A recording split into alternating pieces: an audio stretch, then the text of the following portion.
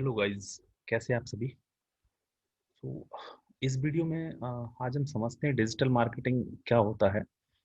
So digital marketing आप पहले हमें डिजिटल मार्केटिंग समझने से पहले हमें मार्केटिंग समझना पड़ेगा।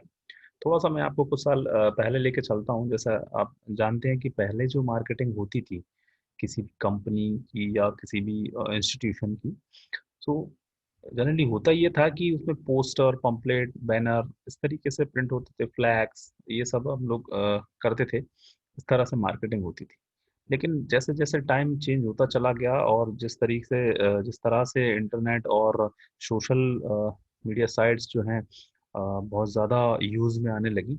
सो टाइम के चलते ये देखा गया कि बहुत ज़्यादा जो क्राउड था वो पूरा का पूरा कन्वर्ट हो गया सोशल मीडिया साइट्स पर।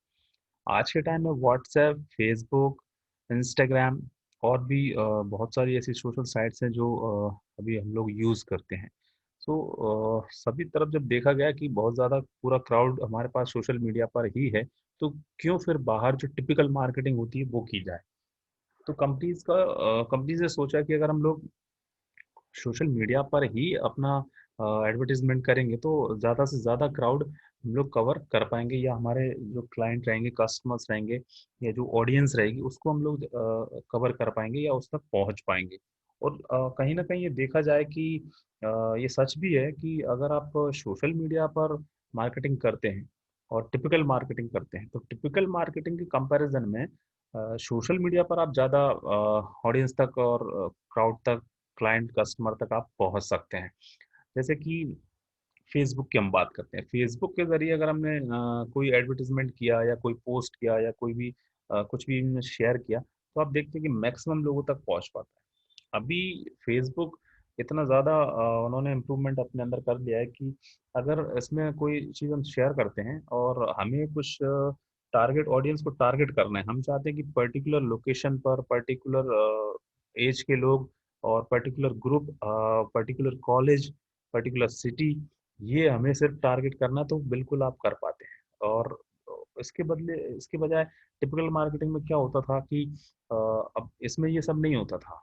जैसे अगर हमें कोई होर्डिंग लगवाना है या कोई पोस्टर हमें लगवाना है, कोई फ्लैक्स हमें लगवाना है, तो होता क्या था कि उसको जिसको ज़रूरत है वो भी उसको पढ़ रहा है, जिसको नहीं है ज़रूरत वो भी उसको पढ़ रहा है। तो इस तरीके से जो कन्वर्ज़न आता था वो बहुत ही कम आता था।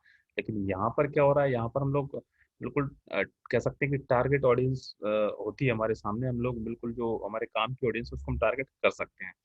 सो ये सब कुछ डिजिटली होने लगा। इसी से आगे बढ़े हम लोग फिर डिजिटल मार्केटिंग की तरफ। सो अब सब कुछ मार्केटिंग के नाम पे होता है वो पूरा का पूरा कन्वर्ट हो गया डिजिटल मार्केटिंग में। इसमें ये जो कोर्स हम लोग यहाँ पढ़ते हैं, इसमें कुछ कंटेंट हम लोगों ने यहाँ पर सेट किए हुए हैं। आप लोगों को मैं दिखा देता हूँ यहाँ पर क्या कंटेंट इसमें होते हैं और किस तरह से उसको स्टेप बाय स्टेप हम लोग पढ़ते हैं। ये देखिए 30 डेज का पूरा एक हम लोग इसमें टाइम कवर करते हैं इसको, कोर्स को कंप्लीट करवाने में। और ये कुछ आप टॉपिक देख रहे हैं यहाँ पर, 15-16 कुछ टॉपिक हैं। इनको क्या-क्या इसमें होता है, समझ लीजिए आप इसको। देखिए, सबसे पहले इंट्रोडक्शन होता है, जो मैं डिस्कस कर रहा हूँ आपसे। सेकंड आते हैं हम कंटेंट क्रिएशन पर। कंटेंट क्रिएशन में आपने एक जॉब का नाम सुना होगा, कंटेंट राइटर। कंटेंट राइटर में क्या होता है कि हम जैसे मान लीजिए कि हम ब्लॉग कोई चलाते हैं जिसमें हम लोगों को कुछ कंटेंट लिखना पड़ता है, या कोई एजेंसी है जो आपसे कुछ कंटेंट लिखवाना चाहती है, तो वो आपको या तो एक आपको जॉब देंगे या फिर आपसे वर्क फ्रॉम होम आपको करवाएँगे, या एज़ अ फ्रीलांसर अगर आप काम करते हैं तो वो आपको ऐसे ही वर्क प्रोवाइड कर देंगे। तो होता क्या था कि अगर आपको कंटेंट राइटिंग करनी है तो आपका आइडियाज़ बहुत अच्छे आना चाहिए किसी भी चीज़ पे। मान लीजिए कि कोई कंपनी ने आपको वर्क फ्रॉम होम दिया या आप किसी कंपनी के लिए काम करते हैं, तो आपके आइडियाज़ इतने अच्छे आने चाहिए कि आप उस प्रोडक्ट के बारे में, उस पर्टिकुलर जो भी कंपनी का प्रोडक्ट है उसके बारे में आप बहुत अच्छा लिख पाएँ। तो अगर आपके आइडियाज़ बहुत अच्छे हैं और आप लिखना जानते हैं, आपको राइटिंग बहुत, उसमें आप अच्छे-अच्छे आइडियाज़ ऐड करके आप किसी भी टॉपिक पे बहुत अच्छा लिख पाते हैं। तो ये कंटेंट क्रिएशन आपके लिए बहुत आसान हो जाता है। इसके बदले अगर आपके आइडियाज़ उतने अच्छे नहीं हैं या आप किसी टॉपिक पर कुछ अच्छा बहुत ज़्यादा लाइन आप नहीं लिख पाते हैं या उतने आइडियाज़ नहीं आ पाते हैं, तो क्या करते हैं, कुछ टूल की हेल्प से हम लोग इसको फिर हम लोग लिखने की कोशिश करते हैं। देखिए होता क्या है कि गूगल पर आप जाते हैं, गूगल पर अगर आप कोई चीज़ पोस्ट करेंगे, जब तक कि वो यूनिक नहीं रहेगी, तब तक वो रैंक नहीं करेगी। कुछ एग्ज़ाम्पल देके मैं आपको समझाता हूँ कि मान लीजिए कि आपने यूट्यूब पर कोई वीडियो अपलोड किया। अगर वो वीडियो पहले किसी ने देखा है या उसका कंसेप्ट पहले कहीं उसका पढ़ा है, सुना है या उसके बारे में जानते हैं, तो लोग उतना इंटरेस्ट उस वीडियो के बारे में नहीं लेंगे।